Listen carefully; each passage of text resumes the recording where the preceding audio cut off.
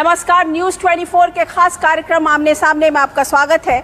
आज मेरे साथ हैं आरजेडी के युवा और बड़े, जिसे कह सकते हैं जोरदार भाषण देने वाले नेता तेजस्वी यादव जी। तेजस्वी जी, आज इन दिनों पूरी जो इंडी गठबंधन है उसका, जैसे आपने बोलते कंधे पर उठा के चल रहे, लेकिन उसमें उस चक्कर में आपकी कमर पे थोड़ी चोट लग गई। शारीरिक चोट है, कभी भी किसी को कहीं भी हो सकता है, लेकिन जो बेरोजगारी का जो दर्द है उससे तो ज़्यादा नहीं हो सकता। जो गरीबी का जो दर्द है उससे ज़्यादा तो नहीं हो सकता। महंगाई का जो दर्द झेल रहे हैं लोग, उससे ज़्यादा तो दर्द हो नहीं सकता। तो लोगों के बीच जाना, अपनी बात को रखना, क्योंकि ये चुनाव बहुत ही महत्वपूर्ण चुनाव है। इससे देश के नागरिकों के भलाई के लिए सब लोग जो है अपने सरकार को चुनते हैं कि किसको चुना जाए। तो हम लोगों का दायित्व बनता है कि सही बात जो है जनता के बीच रखें। हम क्या करेंगे, और विपक्ष में रहते हुए हमारी भूमिका होती है कि जो 10 साल जो लोग शासन में रहे उन्होंने क्या किया और क्या नहीं किया, जनता के बीच रखें। और हम लोगों का मानना है कि जिस हिसाब से 10 साल तक जो शासन चला मोदी जी का, वो तानाशाह के तरीके से शासन चला। जितने भी कॉन्स्टिट्यूशनल इंस्टीट्यूशंस थे सब जगह जो है हाईजैक किया गया, और एक लेवल प्लेइंग फील्ड जो होना चाहिए ऑपोजिशन के लिए या पक्ष के लिए, वो नहीं रहा। और साफ तौर पे भाजपा के नेताओं ने ये बात कही है कि संविधान को वो ख़त्म कर देंगे अगर 400 पार सीटें मिलेंगी जी। तो आज ये बात साबित हो गया, जो हिडन एजेंडा जो भाजपा का था, जो मोदी जी का था, वो सबके सामने सार्वजनिक हो गया है। तो इस समय महत्वपूर्ण है कि कमर की चोट ठीक है, लेकिन जो देश पर जो खतरा मंडरा रहा है संविधान ख़त्म करने का, लोकतंत्र को ख़त्म करने का, तो हम जैसे नेता तो ठीक है, लेकिन एक नागरिक होने के नाते भी हमारा दायित्व बनता है कि इन लोगों को हम लोग जवाब दें। आज आपके इंडी गठबंधन के एक नेता अरविंद केजरीवाल जी को भी एंट्रिम बेल मिली है चुनाव में प्रचार करने के लिए, उसे आप किस तरीके से देख रहे हैं? अ फिलिप टू द इंडी गठबंधन? देखिए, इनजस्टिस तो सारे ऑपोजिशन लीडर्स के साथ हो ही रहा। सिर्फ लीडर्स के साथ ही नहीं, जो लोग भी बीजेपी के खिलाफ हैं, चाहे किसी क्षेत्र के हों, सब लोगों को बीजेपी के खिलाफ बोलने का, सच्चाई दिखाने का, सच बोलने पर कार्रवाई की जाती है। तो ये तो आप कह सकते हैं कि पॉलिटिकल मोटिवेटेड, एक पॉलिटिकल वेंडेटा के थ्रू ये केस है, और सबों पर, मोस्ट ऑफ दम। और आप बात की जाए जहाँ तक अरविंद केजरीवाल जी की रिहाई पर, तो सुप्रीम कोर्ट जो उच्चतम न्यायालय का जो फैसला है सबको स्वीकार करना चाहिए, स्वागतपूर्ण फैसला है। और फ़ायदा तो लोगों को होगा ही इससे कि दिल्ली के मुख्यमंत्री जो है वो बाहर आएंगे और अपनी पक्ष को जो है जनता के बीच रखेंगे। और जहाँ तक इंडिया अलायंस की बात है, दिल्ली हो या पूरे देश में, काफ़ी मजबूती से हम लोग जो है सामना कर रहे हैं। और बीजेपी की हालत जो है, पहले ये 400 पार का नारा देते थे, फर्स्ट फेज़ में ही 400 का जो फिल्म ये दिखा रहे थे, फर्स्ट फेज़ में ही सुपर फ्लॉप हो गया।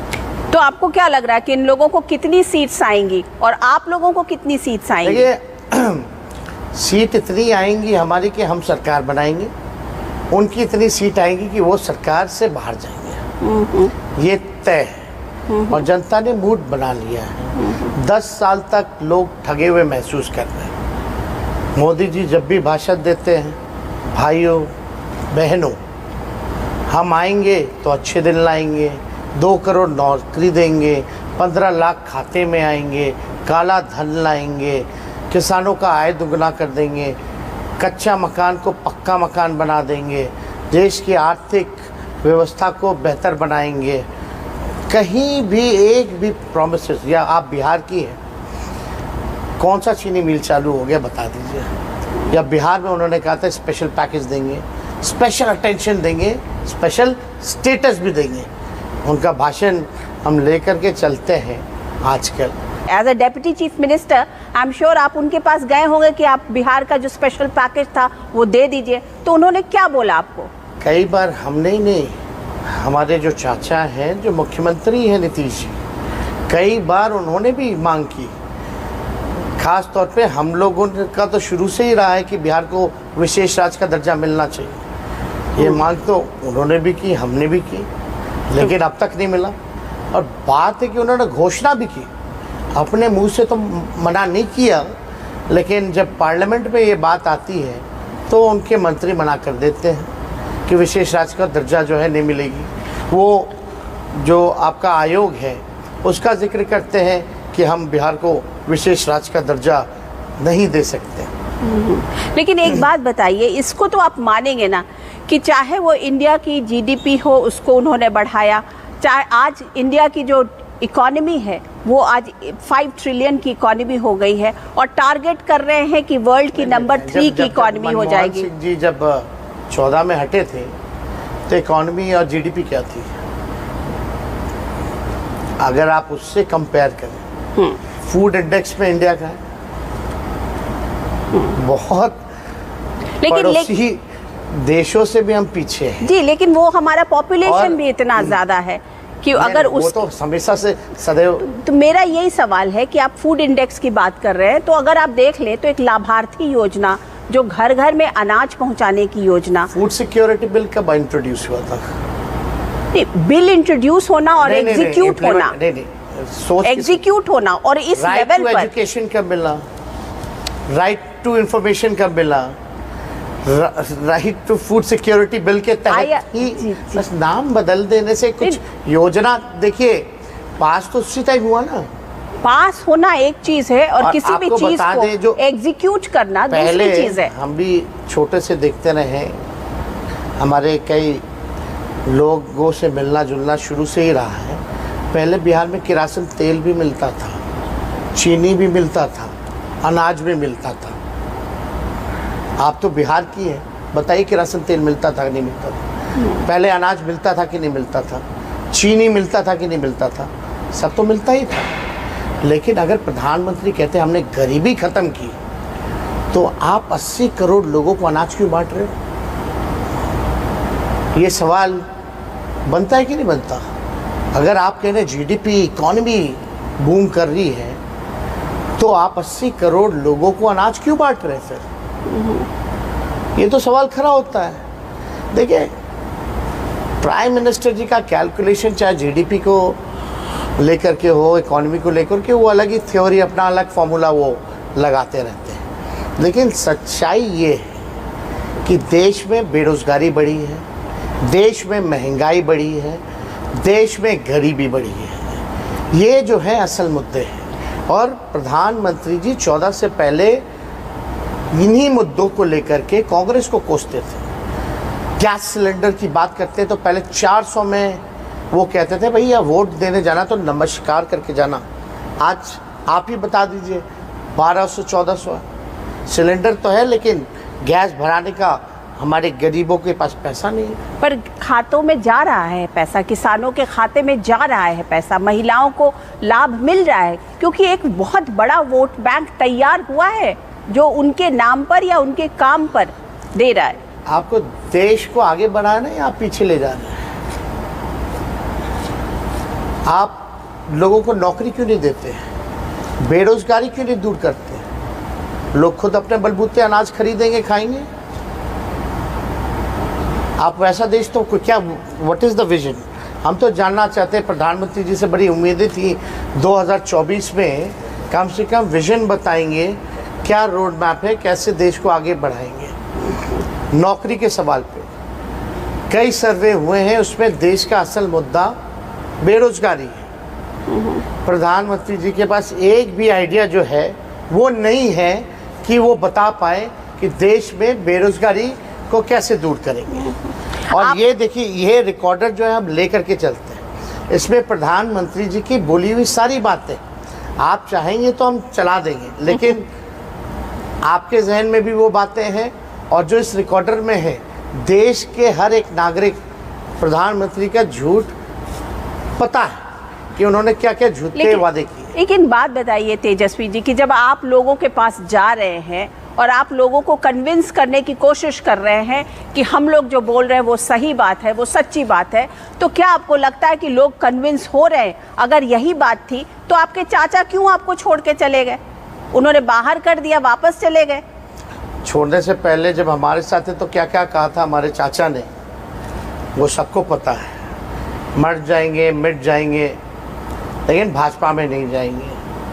अब वहाँ भी जाते तो बार बार यही बोलना पड़ता, अब हम कहीं नहीं जाएंगे। हालांकि 4-5 बार हो गया है, लेकिन बुज़ुर्ग हैं, उनकी इज्जत हम करते हैं, सम्मान करते हैं, करते रहेंगे। लेकिन हम तो यही कह सकते हैं कि भाई भाजपा वालों ने उनको हाईजैक कर रखा है। हाईजैक कैसे कर सकते? इतने साल के मुख्यमंत्री रहे, इतने साल के जैसे नेता रहे, इतने ग्राउंड से जुड़े हुए नेता रहे, किसी को हाईजैक कर सकता है? इंडिया अलायंस बनाने में किसकी भूमिका थी? बिहार की। नीतीश जी और हम हर विपक्षी नेताओं के घर जा कर के उनसे मिल कर के ये अलायंस हम लोगों ने बनवाया। पहली मीटिंग कहाँ हुई थी? बिहार में। और जब मुख्यमंत्री जी जब गवर्नर हाउस गए, इस्तीफा दे करके बाहर निकले, एक भी रीज़न बताया जो सेटिस्फैक्टरी हो, जिससे आप संतुष्ट हो पाए या हम हो पाए? वो तो छोड़िए, देश के नागरिक या बिहार के नागरिक भी संतुष्ट नहीं है। क्यों किया? खैर, ये उनकी अपनी राजनीति है। नहीं, लेकिन मैं तो कारण तो वही बता पाएंगे, लेकिन हमारे नज़र में तो वो हाईजैक है। लेकिन एक बात बताइए, उनके यहाँ से ऐसी कुछ बातें निकली कि प्रधानमंत्री बनने की बात थी और लालू जी ने और आपने उनका नाम आगे नहीं किया, इसलिए वो थोड़े परेशान हो गए। उनको लगा कि चलिए, जब मेरा नाम ही नहीं आगे हो रहा है तो मैं क्यों यहाँ पे हूँ, मैं फिर वापस चला जाता हूँ बीजेपी के साथ। एक बात समझना पड़ेगा, कन्वेनर तो हम लोगों ने बना ही दिया था, उन्होंने अस्वीकार किया। इसको सार्वजनिक तौर पर उन्होंने भी बोला, और उन्होंने कई बार बोला कि भाई प्रधानमंत्री हमको नहीं बनना है, हमारा एक ही लक्ष्य है कि भाजपा को सत्ता से बेदखल करना है। कई बार बोला। तो ये रीज़न छोड़िए, अलग बात है। तो कौन सा एनडीए के लोग प्रधानमंत्री उनको बना रहे जो उधर चले गए? लेकिन एक्चुअली ये मैं देश भी समझना चाहता है कि नीतीश कुमार क्यों? ये कभी और चर्चा हो, जब किताब हम लिखेंगे तो उसमें हम ज़रूर जिक्र करेंगे। लेकिन अभी चुनाव देश का है और हमको लगता है कि देश के मुद्दों पर जो है चर्चा करनी चाहिए। अब कहीं भी वो चले गए हों, लेकिन हम लोग जो है मजबूत स्थिति में हैं। पर ये बताइए कि आप एज एन ऑपोजिशन लीडर, आपके लिए टारगेट क्या है, बीजेपी या जेडीयू? नहीं, देखिए, अभी एनडीए से हमारी लड़ाई, भाजपा ही असल मेन में है और उनकी आइडियोलॉजी के खिलाफ है हम। और जो उन लोगों ने 10 साल जो परफॉर्मेंस नहीं किया, जो वादे किए उसको इम्प्लीमेंट नहीं किया, उसके खिलाफ हम लोग हैं। अब आप बताइए, प्रधानमंत्री जी क्या बातें कर रहे हैं? हिंदू मुस्लिम, मंदिर मस्जिद, इस्लाम सनातन, मंगलसूत्र ले लेगा, भैंस ले लेगा, क्या बात कर रहे हैं प्रधानमंत्री? कुछ तो स्तर होना चाहिए इन बातों का। और देखिए, नफरत की राजनीति, भले ये लोग जीते हारे, रिजल्ट कुछ भी है, नफरत की राजनीति करना बड़ा आसान है। और प्रधानमंत्री जी बड़ा आसान रास्ता, एक राजनेता होकर के सबसे आसान रास्ता चुने। समाज को बांटो, नफरत फैलाओ, हिंदू मुसलमान कराओ, कम्युनल करो सोसाइटी को, और हम जो है सत्ता में आ गए। This is the very simplest, मेरी बात को खत्म हो जाए, सबसे सिंपल रास्ता है।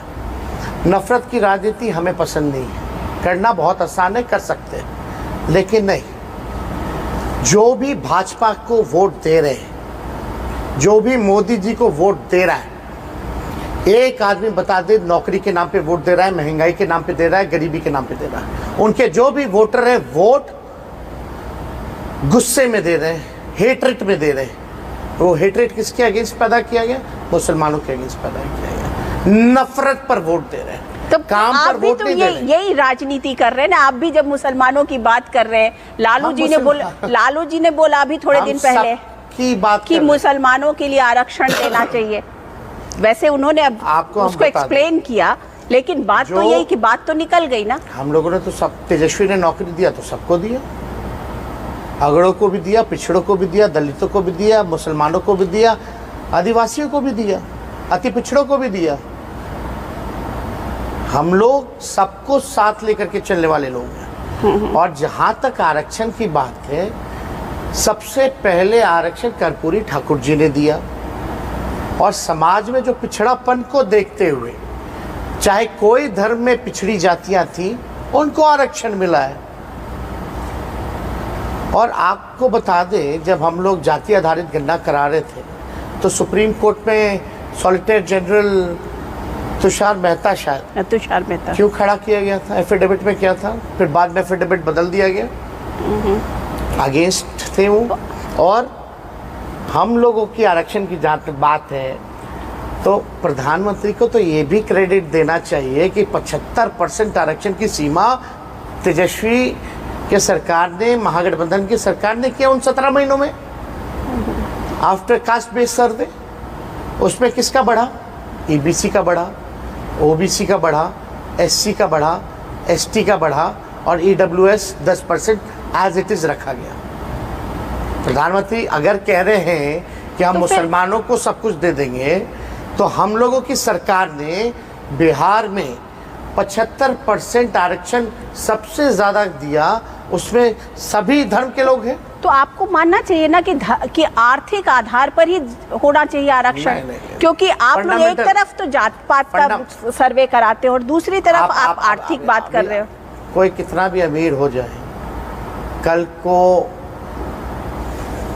मान लीजिए लालू जी को बोलता है ग्वाला, कई लोग बोलते हैं ललुआ, एक जाति हिन्ना से बोलते हैं। मांझी जी जाते हैं मंदिर, तो मुख्यमंत्री हैं भाई, फिर भी मंदिर धुलवा दिया जाता है। क्यों? राष्ट्रपति गई थी तो उनको भी रोक दिया गया था कई बार। इससे पहले गोविंद जी भी थे, वो भी जगन्नाथ मंदिर जो है उनको घुसने नहीं दिया गया। तो ये समाज में आर्थिक मदद तो लोगों को करना ही चाहिए जो गरीब है, लेकिन जो शोषण जिनका हुआ सामाजिक तौर पे जिन जातियों का, और वो आज भी भेदभाव है। अभी भी आप खबरें देखती होंगी कि घोड़े पे नहीं चढ़ सकता। क्यों नहीं चढ़ सकता दलित भाई? बारात क्यों नहीं ले जा सकता घोड़े पर? तो ये तो सोच है ना अभी भी। तो सिर्फ आर्थिक तौर पे बाबा साहब अम्बेडकर ने संविधान में आरक्षण नहीं दिया, जो भेदभाव, जो घृणा थी, उस हिसाब से लोगों ने। तो एक बात बताइए, अगर आप लोगों की सरकार आ गई तो क्या, अगर इंडी गवर्नमेंट की सरकार आ गई तो आप लोग इंसिस्ट करेंगे कि ये आरक्षण का जो दायरा है वो और बढ़े? पहले तो सबसे पहले तो जाति आधारित गणना होना चाहिए, कास्ट बेस्ड सर्वे होना चाहिए, उसके अनुपात में आरक्षण बढ़ना चाहिए।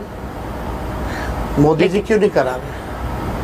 लेकिन सुप्रीम कोर्ट का फैसला है कि 50% से ज्यादा नहीं कर सकते। सेंसस भी नहीं कराया ना, नहीं वो बैरियर टूट गया ना 50% का। जब ईडब्ल्यूएस का आ गया उसी टाइम जो है बैरियर टूट गया था। तो हम लोगों ने तो 60% 65% तो कर ही दिया। बिहार में 10% ईडब्ल्यूएस का, तो 75% हो ही गया। बैरियर तो ईडब्ल्यूएस का जो थे वीकर सेक्शन वाले, उसी टाइम टूट गया था। तो आप क्या, अगर आप लोगों की सरकार आती है तो पहला फैसला कैबिनेट का क्या यही माना जाए?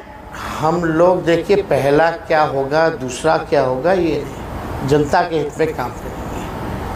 हम लोगों के एजेंडे में बहुत सारी चीज़ें हैं और उसको हम लोग इम्प्लीमेंट करेंगे। जाति जनगणना भी कराएंगे और उसके हिसाब से ज़रूरत पड़ी तो आरक्षण को भी बढ़ाया जाएगा। लेकिन 1 करोड़ लोगों को हम लोग सबसे पहले नौकरी दिलवाने का काम। मोदी तो यही कहते हैं कि मोदी वर्सेस हु, किसका चेहरा देख करके लोग वोट करें? जनता जो आए इससे अच्छा ही है।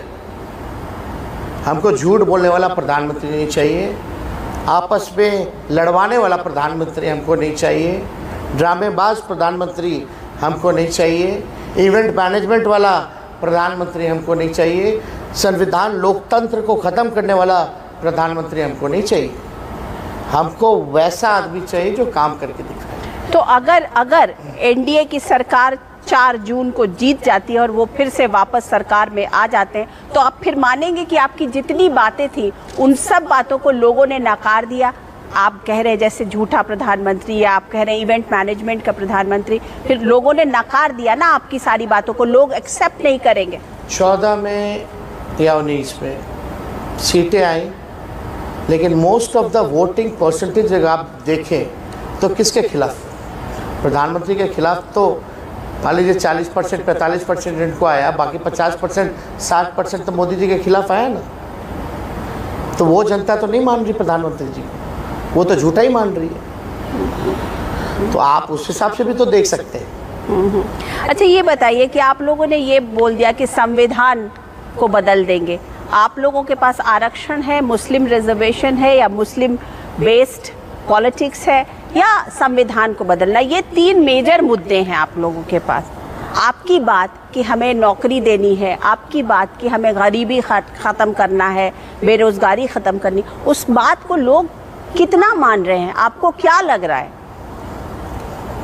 अब हम आपसे पूछे, आपको क्यों नहीं लगता कि संविधान खतरे में है, लोकतंत्र खतरे में है? अगर हम आपसे पूछें कि आपको क्यों नहीं लगता कि संविधान और लोकतंत्र खतरे में? नहीं, ऐसा क्या है? आप अपनी बात रख रहे हैं, आप अपनी बात कह पा रहे हैं। लोग हैं, तभी तो साथ है ना। तभी तो प्रधानमंत्री जी को बिहार में रोड पे ले आए नौकरी के एजेंडे में। रोड शो कर रहे हैं प्रधानमंत्री, रोड शो करें, एयर शो करें। हम तो जॉब शो किए और जॉब शो करेंगे। हमने नौकरियां दी हैं, आगे भी देंगे, लोगों के लिए काम करेंगे। लेकिन आप देखिएगा, लोकतंत्र अगर हम बोलते हैं खतरे में है, तो इंदौर में क्या हुआ, खजुराहो में क्या हुआ, चंडीगढ़ में क्या हुआ, सूरत में क्या हुआ? मतलब आप जनता को ऑप्शन ही नहीं दिया जाए कि वो अपने पसंद का उम्मीदवार भी चुन सके। इससे खतरनाक डिज़ाइन क्या हो सकता है? इंदौर वाले क्या 3 दिन पहले 307 का मुकदमा हो गया, सूरत वाले शायद बिक गए होंगे, खजुराहो में नामांकन रद्द हो गया, चंडीगढ़ में तो सुप्रीम कोर्ट का ही फैसला आप भी देख सकती है। खैर, चंडीगढ़ में जो हुआ वो बिहार में 2020 में हो चुका था 10-12 सीटों पर। लेकिन आप देखिए, ये तो पूरी साजिश है। और जब हम बोलते हैं संविधान खत्म करने की, तो उससे पहले तो भाजपा के उम्मीदवार MP कई वीडियो हम लोगों ने शेयर की। वो कहते हैं हमको प्रेसिडेंट बहुमत दे दो, हम संविधान बदल देंगे। किसी भी नेता पे कार्रवाई हुई, किसी भी उम्मीदवार या MP पे कार्रवाई हुई जिन्होंने ये बात बोली? क्या आपको नहीं लगता कि उन्होंने अनंत हेगड़े को हटा दिया? वैसे और भी बताऊँ तो साउथ में और भी, बिहार में गया मैं, बैठ के दिए, बैठ के प्रेम कुमार बैठे हुए थे बगल में मंत्री। बिहार में भी दिया गया, राजस्थान में भी दिया गया, यूपी में दिया गया, जो उनके MP है। क्या कार्रवाई हुई? कोई कार्रवाई नहीं हुई। पर पीएम तो खुद बोल रहे हैं ना कि हम तो ये झूठ बात है कि संविधान को हम बदलना चाहते हैं। बाबा साहब अम्बेडकर, प्राइम मिनिस्टर का भाषण है। तो कार्रवाई करें। आपके दल में लोग बोल रहे हैं, चीख के बोल रहे हैं, चिल्ला के बोल रहे हैं। और कुछ दिन पहले तो अभी लाइव वीडियो गुजरात का आपने देखा होगा, भाजपा के नेता ने कैसे EVM को ही हाईजैक कर लिया, बूथ को ही ले गए, बूथ ही हाईजैक हो गया। फेसबुक पे, सोशल मीडिया पे लाइव आकर के लोग बूथ लूट रहे हैं। ये हालत हो गई है। तो क्या आप लोग इलेक्शन कमीशन को कंप्लेन कर रहे हैं? क्या इलेक्शन कमीशन आपकी बात नहीं सुन रहा है? कांग्रेस के लोगों ने किया ना इतना प्रधानमंत्री के खिलाफ, जो हेट्रेट का स्पीच दिया, कि एक कार्रवाई बता दे इलेक्शन कमीशन ने जो नोटिस प्रधानमंत्री जी को भेजा हो। कई स्पीचेस दिखा देंगे जो हेट्रेट पैदा करता है प्रधानमंत्री की। Not even a single action has been taken by the election commission. So do you think that election commission? I believe there is level playing field नहीं है. Somehow election commission is getting compromised, and why it is happening I don't know. You should be asking these questions to the election commission officers, उनसे सवाल पूछिए। आपको लगता है कि बहुत नहीं लगता कि है ही, मतलब कॉम्प्रोमाइज हो, आप है। इस चीज को बोल रहे हैं कैमरे पर लाइव कि इलेक्शन कमीशन जो है वो कॉम्प्रोमाइज्ड हो रहा है? सच को झूठ बोलने में हमको डर किस बात का है? लोगों को दिख रहा है। आपने बताइए जो प्रधानमंत्री जी ने मुसलमानों के बारे में जो बोला या कोई भी बात कही, वो क्या प्रधानमंत्री को बोलना चाहिए था? उससे समाज में हेट्रेड पैदा नहीं होता? धर्म की बात वो तो छोड़ो, मंदिर की भी। आप इलेक्शन कमीशन जिस दिन नोटिफिकेशन जारी हो रहा था, हम लोगों ने 1.5-2 घंटे का भाषण सुना इलेक्शन कमीशन का। एक चीज़ बता दीजिए जो उन लोगों के लिए इम्प्लीमेंट होगा। नथिंग। खैर, लड़ाई है तो लड़ना है, चाहे लेवल प्लेइंग हो या ना हो। तो इस लड़ाई में अगर जब आपको तेजस्वी यादव को किसी से बात करना हो, किसी से सलाह लेनी हो, तो आप किस लीडर को फ़ोन करते हैं? राहुल गांधी को फ़ोन करते हैं कि अखिलेश यादव को फ़ोन करते हैं, भगवंत मान को फ़ोन करते हैं? ग्राउंड से फीडबैक आता है, जो हमारे वर्कर हैं, and we are in direct connect with people. हम लोग लोगों से भी मिलते रहते हैं, जुड़ाव रहता है, फीडबैक वहाँ से मिलता है, तो उस हिसाब से हम लोग जो है काम करते हैं। हाँ, कुछ करना है नेशनल लेवल पे तो सब कोऑर्डिनेट तो करती, बात करती, बात करने में तो सबों से बात होती है। लेकिन तेजस्वी यादव आज की राजनीति को या 4 जून की राजनीति को किस तरीके से देख रहे हैं? How are you seeing the whole politics? Do you see it very polarised? Do you see that this politics is going to end and new kind of a politics is going to come? What will that be? देखिए, हम बहुत ही आश्वस्त हैं कि इस बार India की सरकार बनेगी, और इंडिया की सरकार बनेगी तो मुद्दे की बात होगी, मुद्दे की बात होगी। पढ़ाई, दवाई, कमाई, सिंचाई, महंगाई की बात होगी, बेरोजगारी ख़त्म करने की बात होगी, गरीबी ख़त्म करने की बात होगी। इन सारी चीज़ों पर, ताकि मेरा मानना जब तक गांव विकास नहीं करता तब तक देश विकास नहीं कर सकता। गांव को आगे बढ़ाना पड़ेगा, गांव के लोगों के लिए काम करना पड़ेगा, उस हिसाब से हम लोगों को काम करना है। तो अच्छी शिक्षा व्यवस्था हो, अच्छा स्वास्थ्य व्यवस्था हो, इन सब चीज़ों पे ख़ास तौर पे हम लोगों को ध्यान देने की ज़रूरत है। एक बात बताइए, आपने लोकतंत्र खतरे में है इसकी बात की, ये बताइए कि तेजस्वी यादव को कौन सी इंस्टीट्यूशन पर विश्वास है आज की डेट में?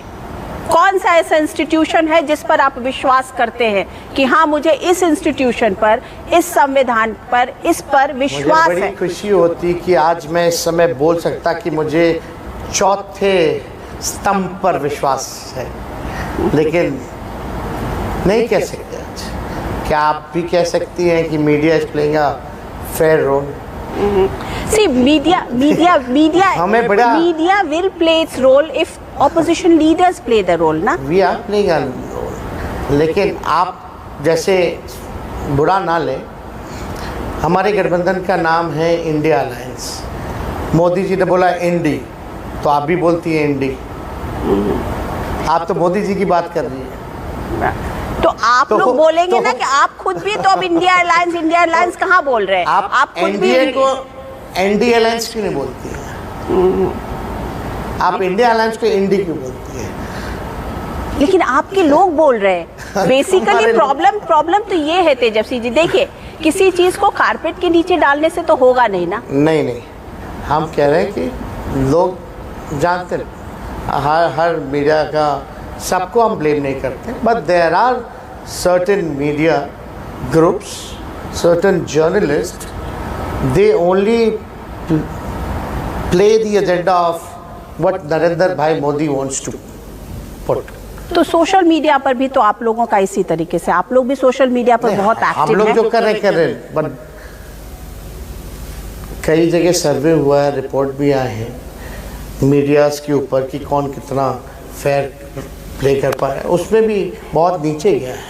नहीं, देखिए, मीडिया को ब्लेम कर देना, हम ब्लेम नहीं कर रहे, मीडिया को ब्लेम कर देना किसी भी लीडर के लिए, क्योंकि वो तो हम लोग हर तरफ से जिसकी नहीं चली वो मीडिया को ब्लेम कर देता है। But the fact of the matter is कि अगर वो बोलते हैं, अगर एनडीए के लीडर्स, बीजेपी के लीडर्स ये बोलते हैं कि ये जो अलायंस है ये किसी तरीके का बटोरा हुआ कुनबा है, हाँ तो उसको क्या बोलेंगे? आप बोलिए, आप बताइए तो सही, आप ठोक के बोलिए। सवाल पूछिए, लेकिन आप बार बार बोल रहे हैं आपका इंडिया अलायंस है, इंडिया अलायंस है। आप बोलिए आपका इंडिया अलायंस है, पीएम इंडिया अलायंस बोलते हैं, आपको इस पे क्या बोलना है? तो सवाल बता। खैर नहीं, देखिए हम लोग तो बोल लेंगे इंडिया अलायंस और इंडिया अलायंस और इंडिया अलायंस, लेकिन क्या आपके लोग, आपके वर्कर, आपका सोशल मीडिया टीम क्या बोलता है? एकदम बोलता है, एकदम बोलता है। देखिए इंडिया अलायंस, आपने कुछ दिन पहले मेरा गाना भी सुनी होंगी, सुन भाई सुन देश की धुन, on 4 June India government is coming. तो अभी तक क्या नॉन इंडिया गवर्नमेंट रहा है? India government means India, India means India, India is India, India तो इंडिया, हर गवर्नमेंट इंडिया का गवर्नमेंट होता है। We are India alliance. No, but हर government is India government, Indian government. Alliance में रखता है इंडिया है, तो India government is coming, India government is coming. Okay, तो आप अपनी उस गवर्नमेंट में किस तरीके की भागीदारी देख रहे हैं, मुझे ये बता दीजिए। किस तरीके की, ये deputy prime minister, home minister, finance minister, what is that you are saying? चुनाव लड़ ही नहीं रहे, हम तो लीडर ऑपोजिशन है, और केंद्र में इनको बाहर करने के बाद रात से भी बाहर करेंगे। हम तो जनता के बीच रहेंगे। आप लोग बहुत साल यहाँ से बाहर रहे हैं, मतलब सत्ता से बाहर रहे हैं। हाँ, बीच में 2 बार 18 महीने और 17 महीने, 3.5 साल के लिए आप लोग पावर में थे। हाँ, तो ये जो है इतने साल के बाद आपको लगता है कि देश या आपका राज्य तैयार है आपको पावर में बैठाने के लिए पूरी तरह से? मालिक है, let people decide. Okay, but last 2 election से we are the single largest party, तो लोगों में एक उम्मीद बनी है। और जो 17 महीने हम लोगों ने काम किया है, जो कि 17 साल में भी नहीं हुआ, कई ऐसे महत्वपूर्ण काम किए हैं। जाति आधारित गणना कराना, 75% आरक्षण को बढ़ाना, 5 लाख नौकरी और 3 लाख नौकरी प्रक्रियाधीन करके आए हैं। 4.5 लाख नियोजित शिक्षक कर्मियों को राजकीय कर्मी का दर्जा दिया। स्वयं सहायता समूह के मानदेय को दुगुना किया। आईटी पॉलिसी हमने बनाई, टूरिज्म पॉलिसी हमने बनाई, स्पोर्ट्स पॉलिसी हमने बनाई, इन्वेस्टर मीट कराया। पहली बार बिहार में 50,000 करोड़ का MOU साइन हुआ। आपको लगता है कि जेडीयू अब ज्यादा दिन क्या होगा? जेडीयू का क्या होगा? आप जेडीयू के साथ रहे हैं, बताइए जेडीयू को आप किस तरीके से बिहार में देख रहे हैं? जब सरकार से हटे तभी बोले थे 24 तक जेडीयू पार्टी समाप्त हो जाएगी, वो चलेगी नहीं। जेडीयू में कोई भविष्य नहीं है बिहार में। आगे या तो बीजेपी या तो आरजेडी, महागठबंधन, या तो बीजेपी के जो उनके 2-4 जो सहयोगी होंगे वो होंगे। कहते हैं आगे की राजनीति बिहार की चिराग वर्सेस तेजस्वी की है, चिराग पासवान वर्सेस तेजस्वी यादव की है। आप नाराज कर रही हैं सम्राट चौधरी जी को, दूसरे वाले डिप्टी सीएम को भी आप नाराज कर रही हैं। लेकिन एक बात बताइए कि आप भी बहुत सोशल मीडिया पर एक्टिव होते हैं, ये मछली खाने का क्या आप कर रहे थे? कभी संतरा दिखा रहे हैं, कभी मछली का कांटा दिखा रहे हैं, मतलब what is all this? Just to tickle? कुछ नहीं दिखाए। फिर नवरात्र से एक दिन पहले का वीडियो है, उसमें साफ तौर पे date mention. I was just checking BJP's IQ level, और हम सच साबित हुए। क्या IQ लेवल है? बिना पढ़े लिखे मुद्दा बना दो।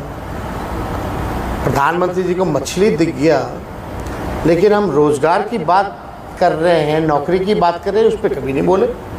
ये मछली बड़ा चुभा है उनको। अब ये तो वही जाने।